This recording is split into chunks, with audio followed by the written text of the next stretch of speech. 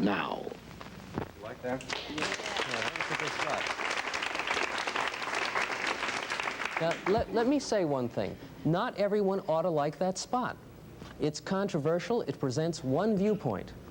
But our feeling is that all of those viewpoints ought to be on. That one and the opposing one. There ought to be spots on the air saying the Vietnam War was right and we should have fought it to the conclusion. Then you let the American people make up their own mind. That's our philosophy. Tracy Weston, are you there? Oops. Okay, I'd have waited for you. Hi, Tracy Weston. Go ahead. Yes, good morning, Phil. Mr. Weston, do you have a supply of these counter commercials that would be intended to be shown on TV?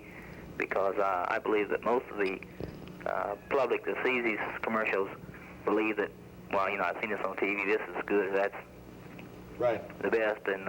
Right, and your point is what? I have very little time, sir. Yeah, are we in, is the public going to see more of these counter commercials? And if so, how soon? Well, it depends on two things. First of all, some commercial companies will spend up to $100,000 to produce one commercial. We obviously, that would run our entire organization for a year or two. So we've got to scrimp and save, and it depends on whether people support us and contribute and all the rest. The second thing is it depends on the broadcast station. If they put them on, you'll see them. And if they're willing to put them on, we'll supply them. Okay, won't this cause more clutter, Mr. Weston? How do you respond to those who say, you know, it's very frustrating to watch Dick Cavett or Johnny Carson now. Now along come you folks with... The answer is, yes, it'll cause more clutter. Clutter is a technical term. It means the number of commercial interruptions.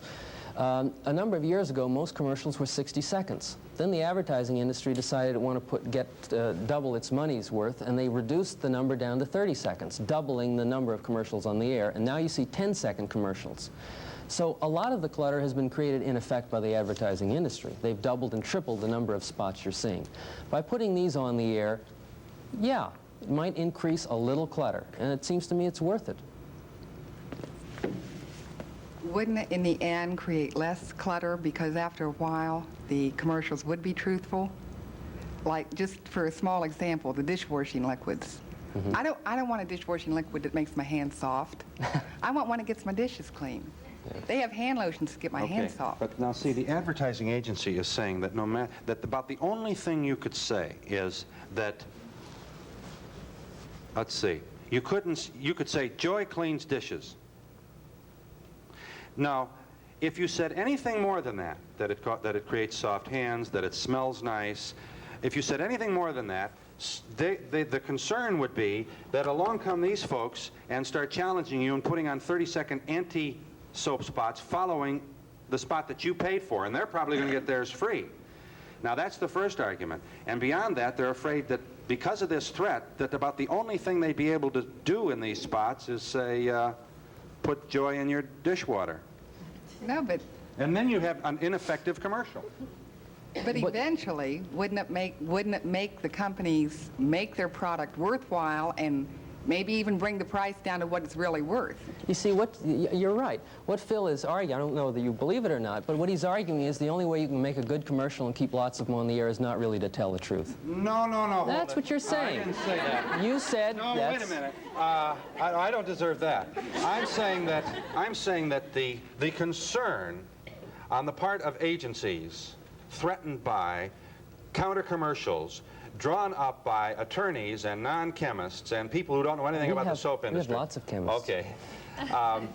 Would be so great as to force the agency to reduce the amount of information that could be contained in the commercial to its to blandness and almost lack of information. You did say what I thought. Oh, okay. You're reducing the deceptive information, and you're arguing the truth will be bland. And we just don't believe that. Did I say that? If their products... That's what he said. If their product's jacked up to what they say it is, they don't have any worries. That's right. Okay. Got it. That's it. Except that there's going to be a lot of folks who are going to disagree about what they say it is. But if they can prove it, they don't have to worry. Life isn't that simple. Please, at least you have an obligation to understand that dilemma. You know, you're all presenting here as though we're going to have some czar up there who's going to make these absolute decisions as to whether or not joy gives you soft hands. And I'm saying that, you know, if you have eczema, maybe, you know, it gets complicated. You know, and what are the... You know, the Federal Trade Commission recently wrote a lot of detergent manufacturers and said, document all these claims, whiter, brighter, bluer, whatever. And they received tons of information, and after sifting through it all, they concluded there basically were no differences between detergents. Now, I'm sorry, what? Oh, but isn't that in itself enough? Did you know that? Instead of having all these controversial... But did you know that? And my guess is I've read it in the paper. you know, a lot of people don't read. And we have so many, well, we have so many organizations who are going after this sort of thing. I don't know of one. Just like you said, Federal Trade Commission. Then there's Pure Food and Drug. Okay. How do you feel about what he's doing? I don't agree with it. I think it's making television too much of an educational media. You don't want it to be that? No, it should be entertainment.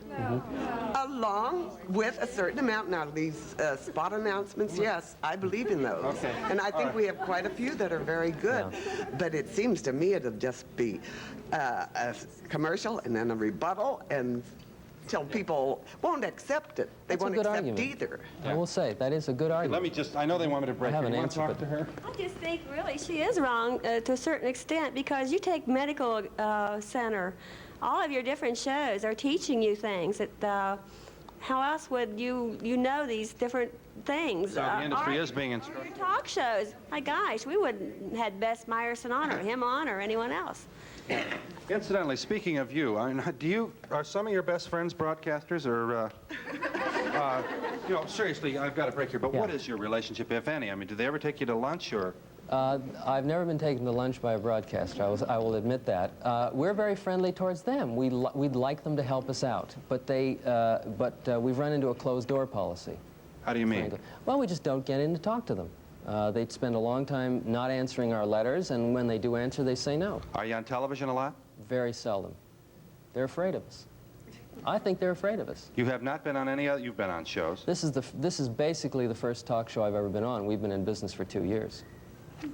So I have to hand it to you, by the way. I think it takes a substantial amount of intestinal fortitude to raise this issue on the air. Don't you agree? I wasn't fishing. No, that's true. We're with Tracy Weston, and we'll be back in just, that may be my last hand. We'll be back in a moment.